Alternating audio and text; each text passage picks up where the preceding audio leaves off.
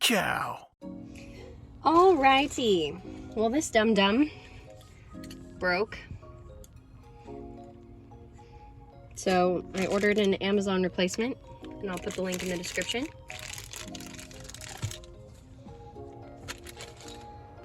Here to start by using a T15 to take these guys out.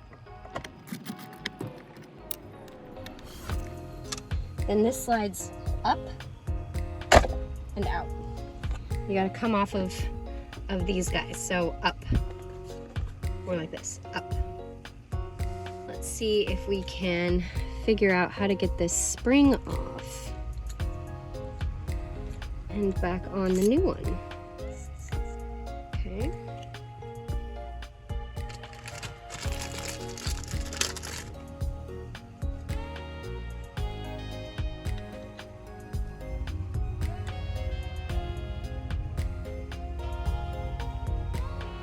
That's what people said.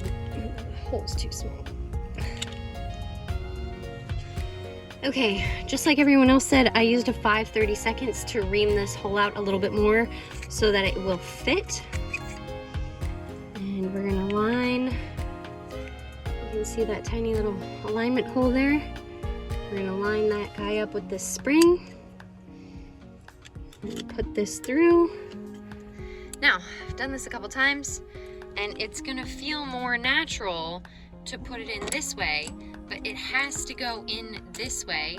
Otherwise, this little spring does not live where it has to live. And I'll show you how it stays up this way. So we have all the room to go through on this side, but there's no extra hole on this side, which means we are gonna start this way. Let's stop damaging my fingers because I don't have a thimble on. Go across that way and back in this way. There it is. Okay, so that's flush. And then this is actually going to be held up with this guy. So let's put this back on.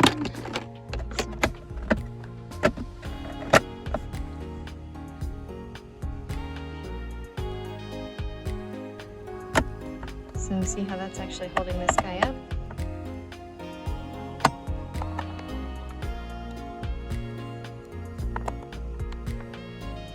Screws back in.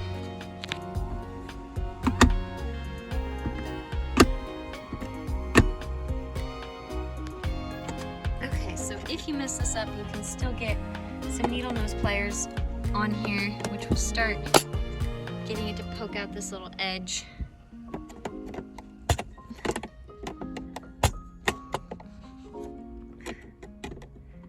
Okay, and once it's past this edge and sticking out this side, you should be able to lift this side off and out, okay?